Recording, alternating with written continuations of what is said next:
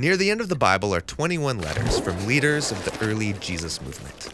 They were written to small church communities in cities throughout the Roman world. Now, writing letters took a lot of money and effort in the ancient world, and so each one was crafted carefully from beginning to end.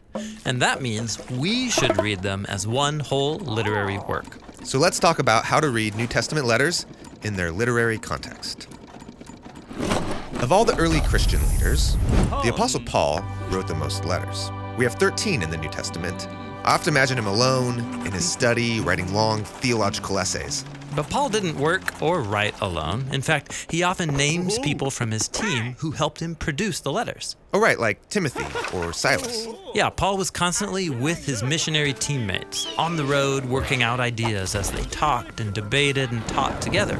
And Paul would have collected speeches, poems, and prayers in notebooks. Like the ones he mentions in his second letter to Timothy.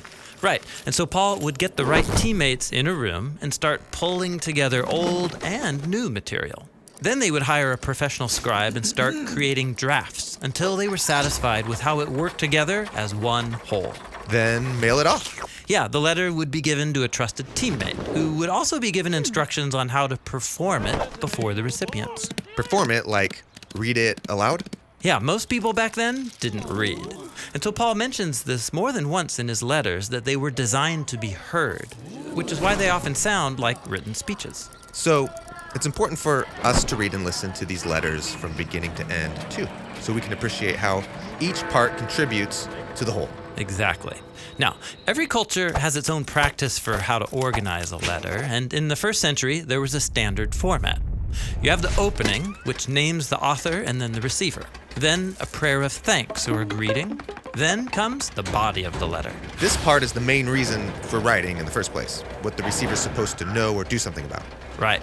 And then comes the conclusion, which could have greetings, travel plans, a final request, or a prayer. So it's helpful to see how a New Testament letter breaks down into these parts. Right. So let's take, for example, Paul's letter to the Ephesians. Okay, there's the opening. And then a long thanksgiving prayer to God.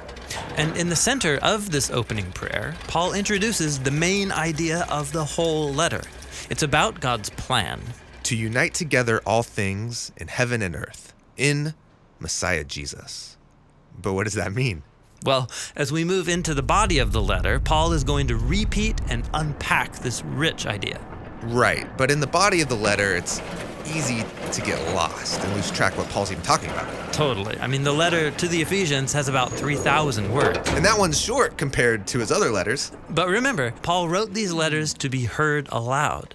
And so he usually gives clues to the progression of thought with transition words like therefore, or because of this, or so then. Okay, so the body of Ephesians breaks down to a lot of paragraphs, but they all begin with these transition words. Right. And each paragraph has its own main idea. So the first one is about how the risen Jesus is king of everything and everyone. And as for you, that is non-Israelites, you are now included in the new humanity God's creating.